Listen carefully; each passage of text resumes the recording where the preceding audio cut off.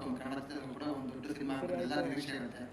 ನಿಮ್ಮ ಈ ಒಂದು ಪ್ರಿಪರೇಷನ್ ಮತ್ತು ನಿಮ್ಮ ಈ ಸಿನಿಮಾದ ಬಗ್ಗೆ ನಿಮ್ಮ ಕಾಳಜಿ ಹೇಗೆ?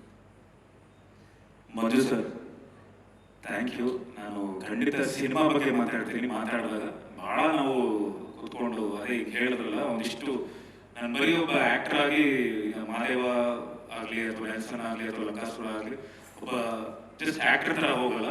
ಆ್ಯಕ್ಟಿಂಗ್ ಏನೇ ಇದ್ರೂ ತೆರೆ ಮುಂದೆ ಒಂದಿಷ್ಟೆಲ್ಲ ಆದಮೇಲೆ ಒಂದಿಷ್ಟು ಟೆಕ್ನಿಕಲಿ ನಾವೆಲ್ಲ ಕೂತ್ಕೊಂಡು ಡಿಸ್ಕಸ್ ಮಾಡಿ, ಯಾಕಂದರೆ ಇವತ್ತಿನ ಒಂದು ಸಿನಿಮಾ ಅಷ್ಟು ಈಸಿಯಾಗಿ ನಾವು ಬರೀ ಆ್ಯಕ್ಟಿಂಗ್ ಮಾಡ್ಬಿಟ್ಟು ಬಂದ್ಬಿಡುವಲ್ಲ ಅಥವಾ ಕ್ಯಾರಮನ್ ಎಲ್ಲ ಕೂತ್ಕೊಂಡ್ಬಿಡೋಣ ಅನ್ನೋದಲ್ಲ. ಬಿಕಾಸ್ ಕಾಂಪಿಟೇಷನ್ ತುಂಬ ಇದೆ. ಈಗ ನಾವು ಇಲ್ಲಿ ಈಗ 25ನೇ ಸಿನಿಮಾ ಈಗ ಮಾಡಬೇಕು ಅಂದರೆ ಇಂಥ ಒಬ್ರು ಕರ್ಕೊಂಡ್ಬರ್ಬೇಕು ಅಂದ್ರೆ ಚೈತನ್ಯ ಸರ್ ಜೊತೆಗೆ ನಾವು ಕೆಲಸ ಮಾಡಬೇಕು ಅಂದರೆ ಒಂದಿಷ್ಟು ನಮ್ಮದು ಹೋಮ್ವರ್ಕ್ ಇರುತ್ತೆ.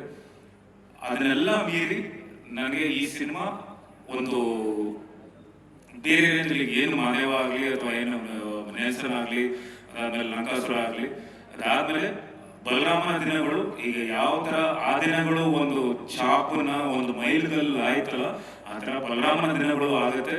ಒಂದು 25ನೇ ಸಿನಿಮಾ ನನ್ನ ಫಸ್ಟು ನಮ್ಮ ಟೈಟಲ್ ಲಾಂಚ್ ಆಗೋ ದಿನ ನಾನು ಹೇಳಿದ್ದೆ, ನನ್ನ ಬೆವರೆಲ್ಲ ನನ್ನ ರಕ್ತ ಸುರಿಸಿ ನಾನು ಕೆಲಸ ಮಾಡಿ, ಯಾಕಂದರೆ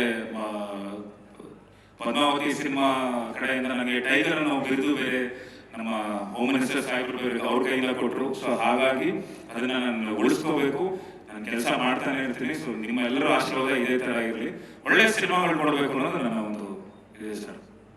ಕರೆಕ್ಟಾಗಿ ಹೇಳಿದ್ನಾ? ಅಷ್ಟೇ, ಅದೇ ನಾನು ಕೇಳಿದ್ರಿ.